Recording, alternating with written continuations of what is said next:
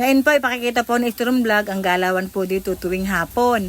At ito po ang paligid sa Japon, tahimik na tahimik ang lahat. Dahil ito po ay hapon at hindi po ito umaga. Tuwing hapon po, ganito po ang amin pong baryo na nakatambay po tuwing hapon, naguhuntahan, nagpapahinga, kanya-kanyang kwento po sila.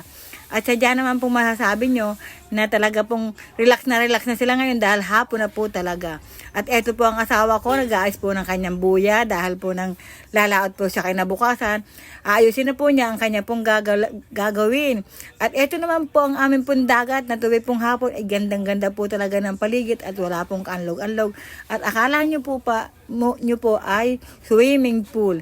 Tingnan nyo naman po ang aming pong dagat, kulay blue po at kung titingnan nyo, pwede pong paliguan dahil po maganda po talaga ang panahon ngayon dito sa amin sa baybay dagat ng Barangay Dis. At kung gusto nyo pong maligo, isadya pong mawiwili po kayo maligo pag ganito pong hapon at wala pong malakas na alon. Ayan po ang pier.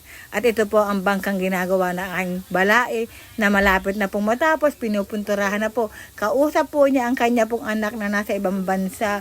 At ito po ang asawa niya. Siyempre asawa, lagi pong nakabantay. Ang mga asawa po lagi nakabantay sa mga asawang lumalaot eh. Ayan pa po ang isa pong mamamalaot na nag-aayos po ng mga buya. At ayan po, tuwing hapon po, ganito po ang galawan po ng mga magdaragat.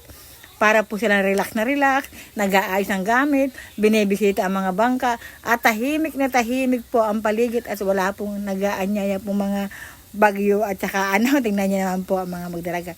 Tingnan niyo po ang hangin, wala pong kagalaw-galaw po ang mga puno. At eto po ulit ang mag-asawa, nagkukwentuhan na.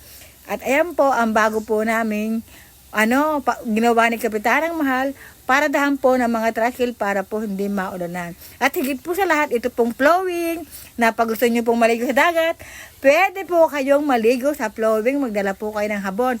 At sa bukana po niyan, meron pong banyo at meron pong talagang bihisan po. Siyempre, pag po tayo atin pong tiyan ay nakakaramdam, pwede po din.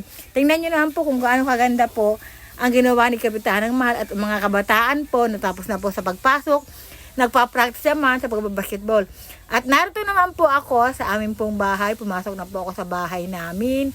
At pati po ang mga kahangga namin ay relax na relax.